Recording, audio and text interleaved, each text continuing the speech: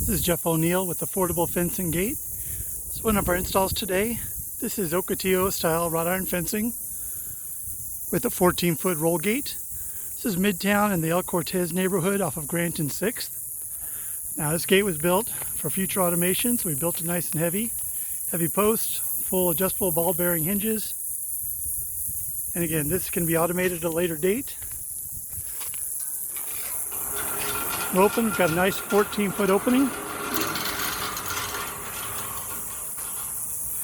And again, you can see by using our fencing to go around her yard, she's created a great extension of her living space. And a couple days, once it rusts up, it's going to match some corrugated steel fencing we've done in the past.